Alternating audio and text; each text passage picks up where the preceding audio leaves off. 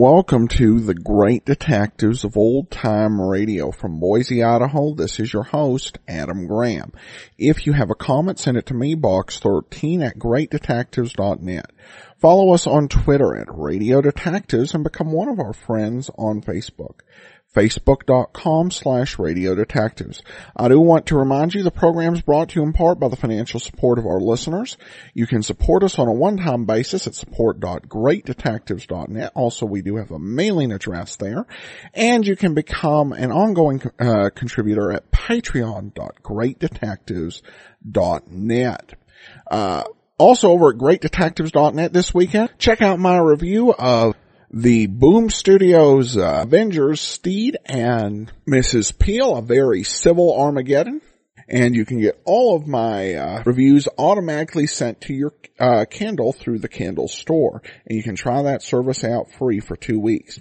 Alright, well now it's time for today's episode of Dragnet. The original air date is July the 5th, 1951. The title is The Big Love. There's a parental advisory at the beginning, and I'd encourage you to take it somewhat seriously, even though this is a type of story would not air with such an advisory today. But without any further ado, here now is The Big Love. Ladies and gentlemen, this program is for you, not your children.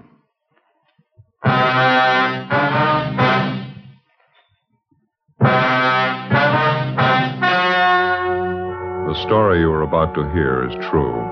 Only the names have been changed to protect the innocent.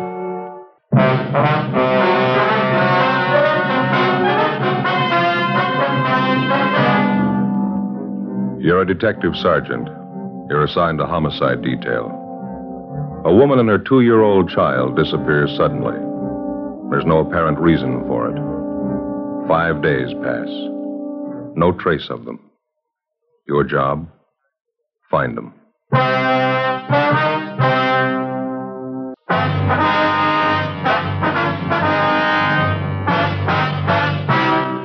Dragnet, the documented drama of an actual crime. For the next 30 minutes, in cooperation with the Los Angeles Police Department, you will travel step by step on the side of the law through an actual case transcribed from official police files. From beginning to end, from crime to punishment, Dragnet is the story of your police force in action. It was Tuesday, April 20th. It was overcast in Los Angeles. We were working the day watch out of homicide. My partner's Ben Romero. The boss is Captain Blaine Steed. My name's Friday. I was on the way back from communications, and it was 1:35 p.m. when I got to room 42. Homicide.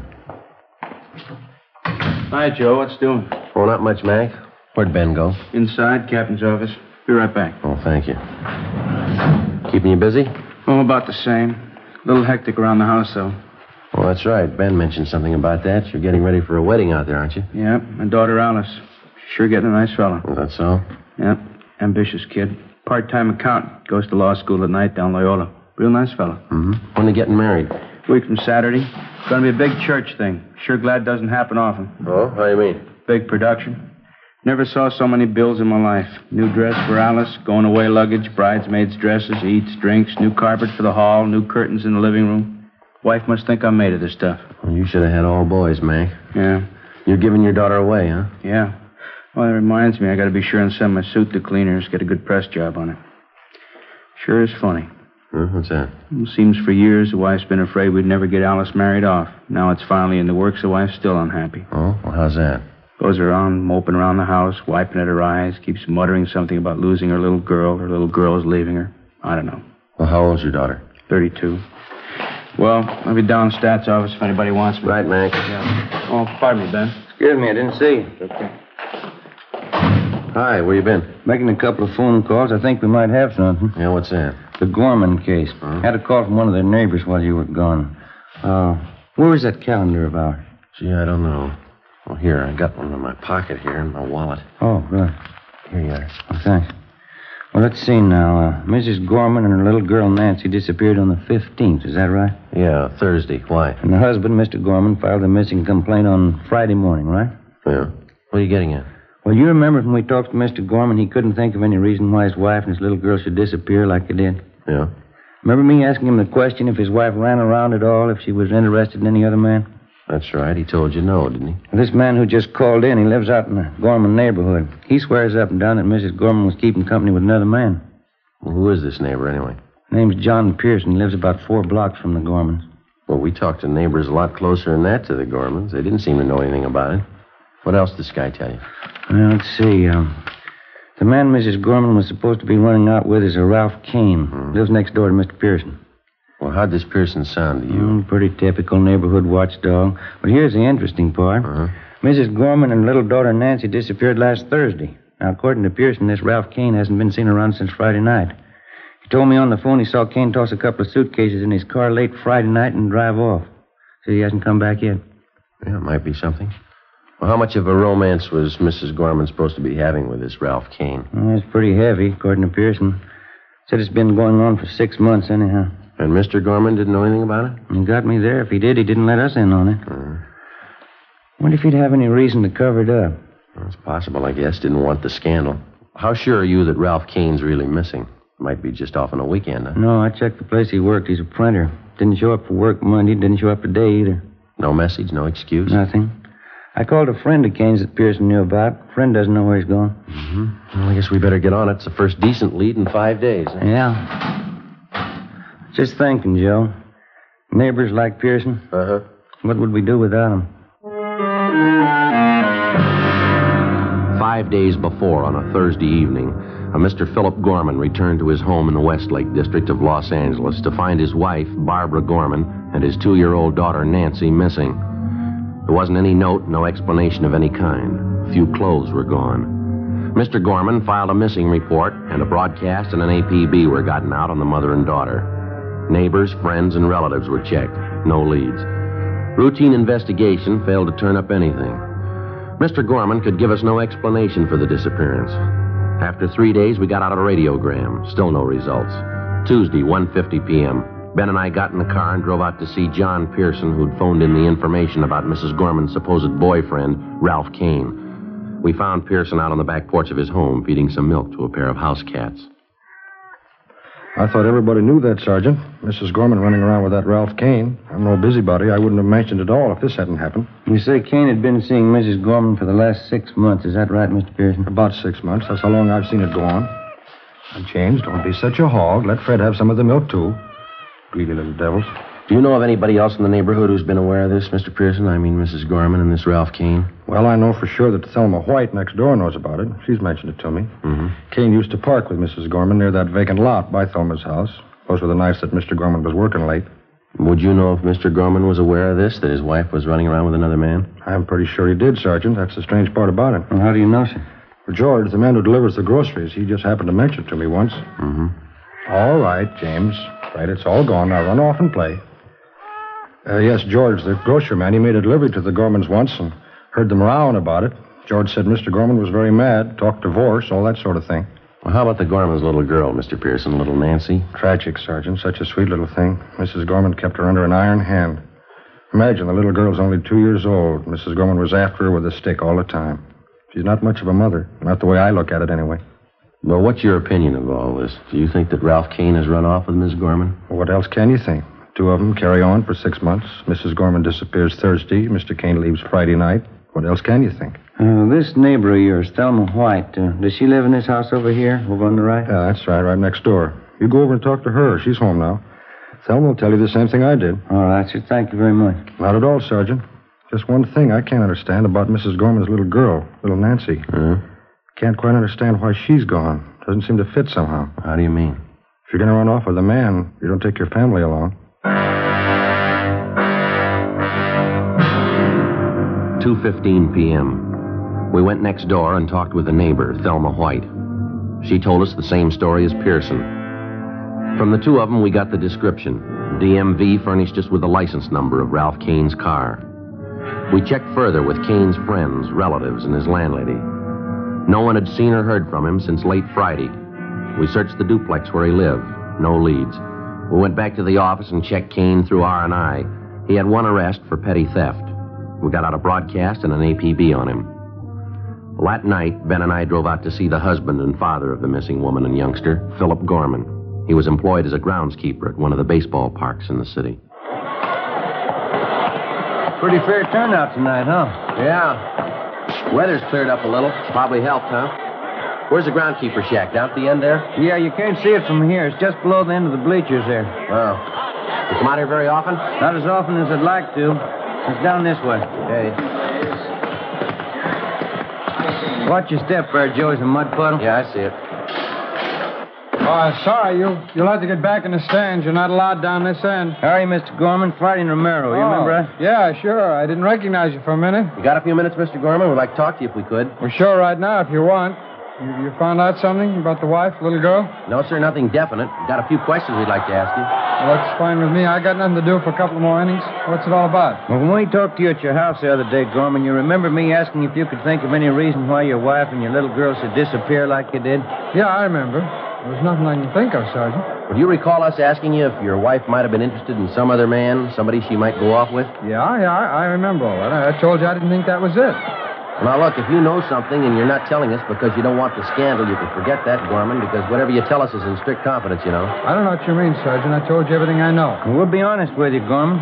We think you're trying to cover up. Well, that's not true. I don't have anything to cover up. We picked up some new information on your wife this afternoon. We hear she was pretty friendly with a man named Ralph Kane. Lives a few blocks from your house.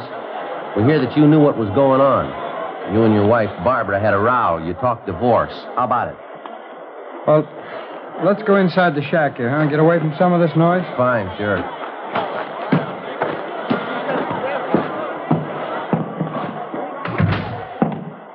I hope you don't mind it in here. It's a little dirty. I keep all the maintenance stuff in here. That's all right, Gorman. Now, how about Ralph Kane? Yeah. I knew about it. It's like you said, all the scandal. I just didn't want it to get out. Well, look, if you're going to hold out on us, it's not going to help much to find your wife and little girl. Yeah, I know, Sergeant. I just didn't want people to find out what a bum I married. You know what some neighbors are like. Mm-hmm. I can't understand how it happened. I met the wife when I was in the Army. I see. I brought her back out here. Everything was fine. After the baby was born, she started to change. Nothing satisfied her. She began to run around. Nothing but a bum, but I guess I found out too late. Well, now, this Ralph Kane, what do you know about him? You know, he's a single guy. Works at a print shop downtown. Pretty good-looking guy. He's got money to spend. That's all Barbara cares about. Well, what's your idea about it? What? You think Kane and your wife have gone off together? Well, to tell you the truth, I'm not sure. Maybe they did. I've been trying to check around them all. I'm not getting very far. There's only one thing I'm really worried about. That's my little girl, Nancy. I don't care what my wife does or how far she goes. I just want my little girl back, that's all. Well, you any idea at all where your wife might have gone? No, none at all. She didn't know California too well. She's only been out here a year. Mm-hmm. You don't know any of Kane's friends, his hangouts, or places you think he might go? No.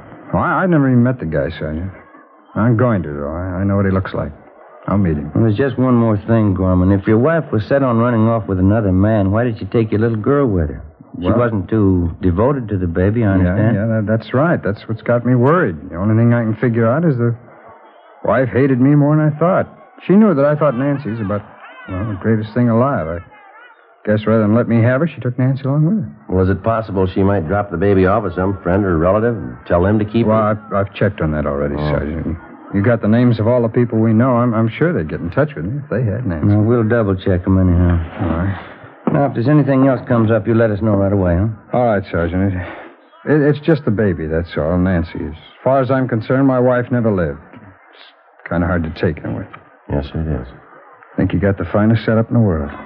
Nice home, job, baby, good furniture, everything you need. Yeah. Everything but a wife. The search for the missing wife and the 2-year-old daughter went on. The broadcasts and teletypes on Mrs. Gorman and Ralph Kane failed to net us a thing. A week passed. There were no leads. Another week went by. Nothing. The half-dozen replies we'd gotten on our teletype went nowhere. They were blind leads. Wednesday, May 5th. We got a call from the manager of an auto court in the south end of the city. He told us that a man, a woman, and a little girl, answering the description of the missing trio, had stopped at his place the night before. Along with Jack McCready from Homicide, Ben and I drove out and interviewed the man. We showed him pictures of Kane, Mrs. Gorman, and 2-year-old Nancy. He identified all three. He could give us no idea where they'd gone. We checked through the cottage where they stayed. No, nothing. Just about as clean as you can get. A little something here. Huh? What's that? Look here. Kid's picture book. Let's see. Yeah, take a look right here. Oh, this book belongs to Nancy Gorman. Well, we know they were here. That's about it. Hey, Ben? Joe? Yeah, Mac. Where are you? Out in the back. Come here. All right.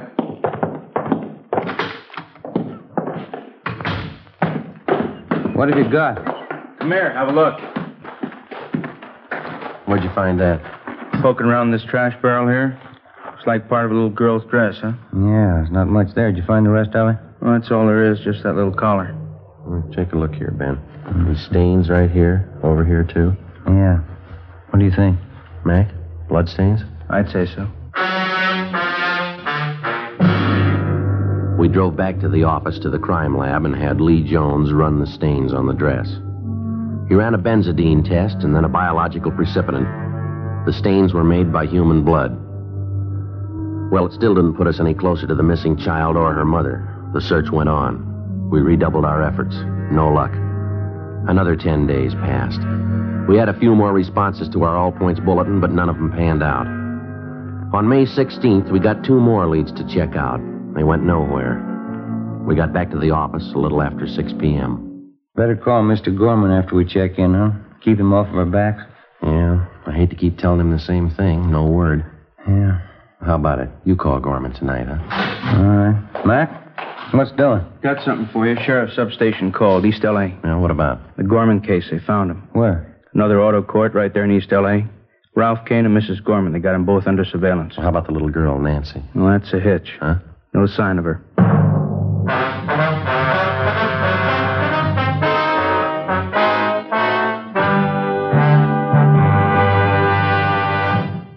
You are listening to Dragnet, authentic cases from official files.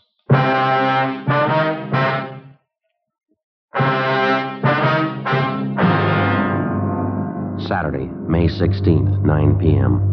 Along with Levinson and McCready from Homicide, Ben and I drove out to the sheriff's substation in the east end of the city. One of the deputy sheriffs directed us to the motor court where Mrs. Barbara Gorman and Ralph Kane were under surveillance. We found the 2 of them in one of the rear cottages. There was no trace of 2-year-old Nancy Gorman. Levinson and McCready took Ralph Kane out to the car to interrogate him. Ben and I remained in the cottage with Mrs. Gorman. She was a tall blonde, thin-faced and nervous. She spoke with a decided accent. We questioned her for more than 2 hours. We got nowhere.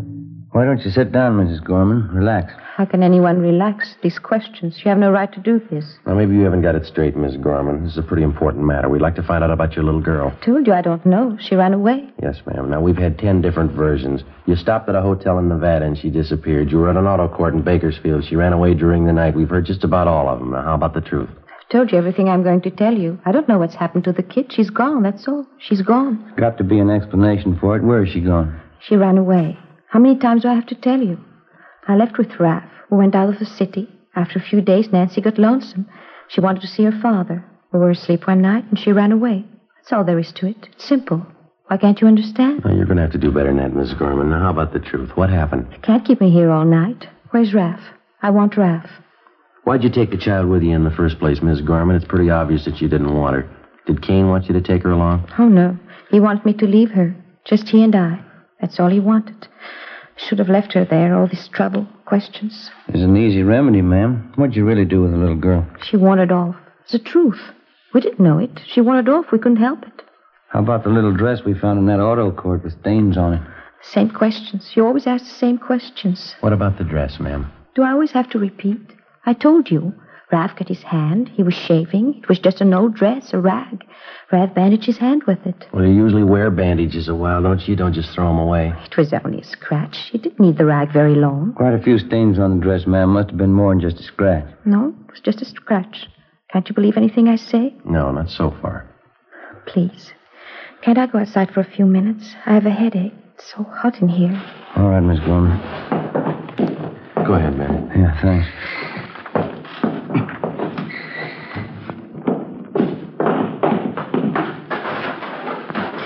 The air, it's so good. Terrible headache. You mind telling us something, Miss Gorman? Please, can't you let me alone for a minute? Why did you leave your husband? Him? Any woman would leave him. It's Raph. I love Raph. And your little girl, what about her? My husband wanted her, not me. I'm just not like that. I didn't want her in the first place. It was a mistake. Terrible mistake. Is that why you got rid of her? What? Now, it's pretty obvious by this time, ma'am. When you left your husband, you took your little girl along for spite. Kane didn't want her. You found out you didn't either, so you got rid of her. Now, is that it? I didn't say that. You're putting words in my mouth. I didn't say that at all. Joe, Ben? Yeah, Mac, over here. Kane's given us half the story. Shouldn't be too hard to get the rest. It's a lie. There's no story to tell. If Nancy ran away, that's all we know. Mac?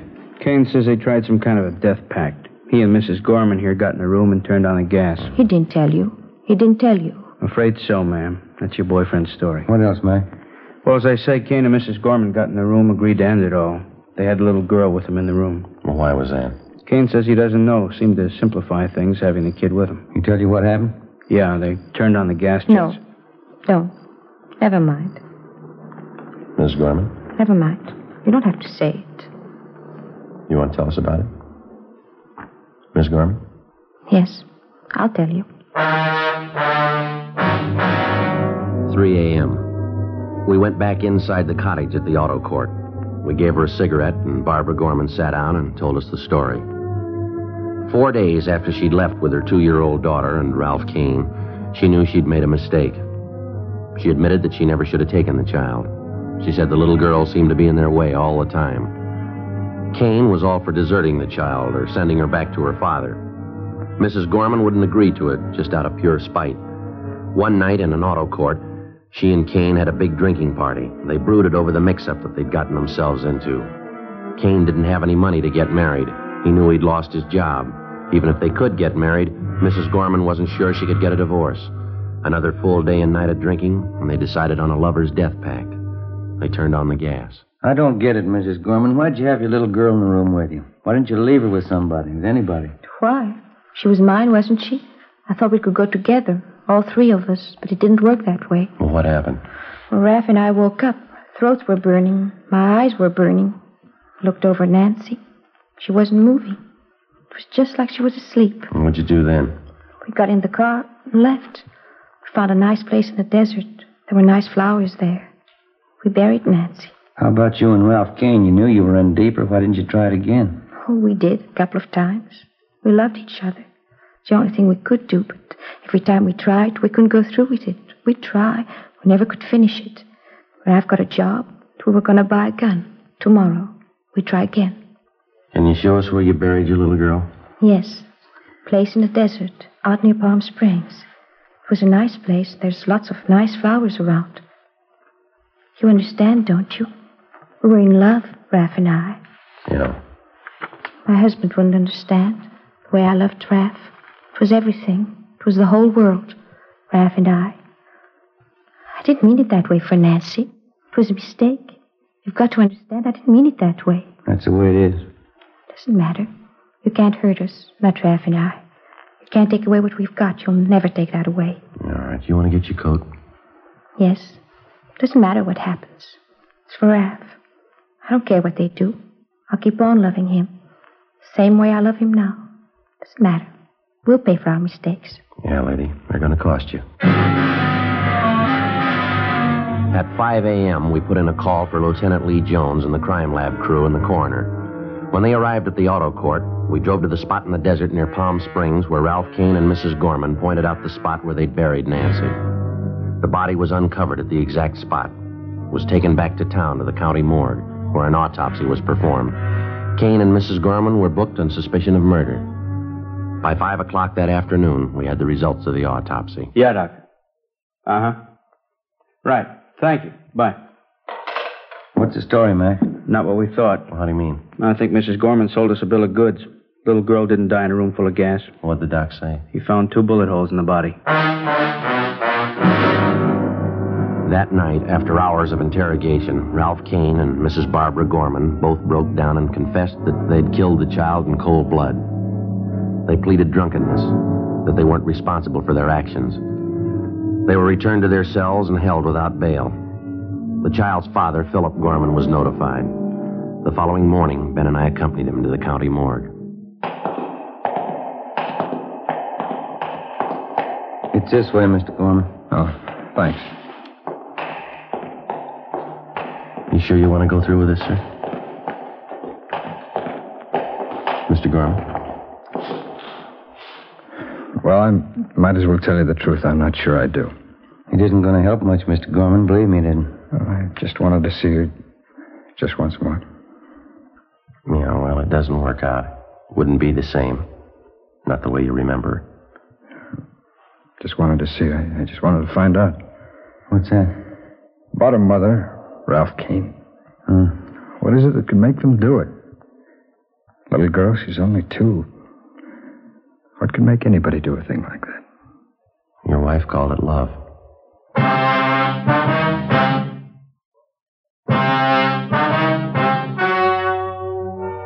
The story you have just heard was true.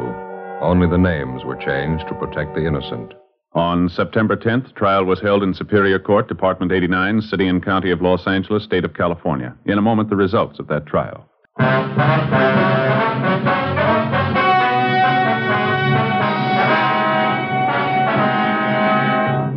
Mrs. Barbara Gorman and Ralph Donald Kane were tried and convicted in Superior Court of murder in the first degree. Mrs. Gorman was sentenced to life imprisonment. Kane received the death penalty. He was executed at the State Penitentiary, San Quentin, California. Ladies and gentlemen, the Bill of Rights section of the United States Constitution protects our freedom. Today, that freedom is endangered by tyranny and aggression. Every American must help make our free government an example to all peoples by dedicating himself to a constant, active citizenship. Freedom needs you.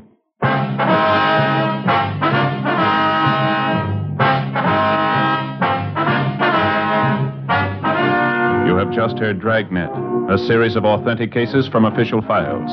Technical advice comes from the Office of Chief of Police W.H. Parker, Los Angeles Police Department.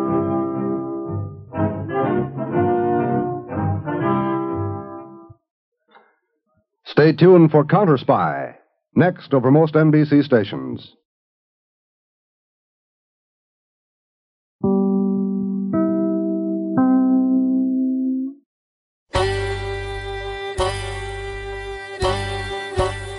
Hi, this is Andrew from OTRWesterns.com. I wanted to invite you to come take a look at our site. We stream live OTR Westerns 24 hours a day, 7 days a week, along with putting out podcasts of old-time radio westerns. Check us out at OTRWesterns.com. You're listening to The Great Detectives of Old-Time Radio with Adam Graham. Now let's get back into the show.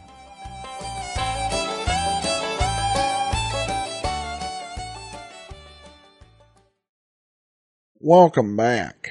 And this is one of those, I think that, you listen to it with the whole parental advisory and the way that it's played by Friday and Romero, and they're dealing with something that's relatively new, rare, for them and also, for society in general. This sort of thing, I think, has become a lot more, common in recent decades, but no less tragic. But it's definitely very believable. Probably the oddest part of it is when they lied about how they killed the little girl, but then showed the police where the body was, apparently thinking that the police couldn't tell the difference between being poisoned with gas and being shot. I also like the way that Friday and Romero related to the father.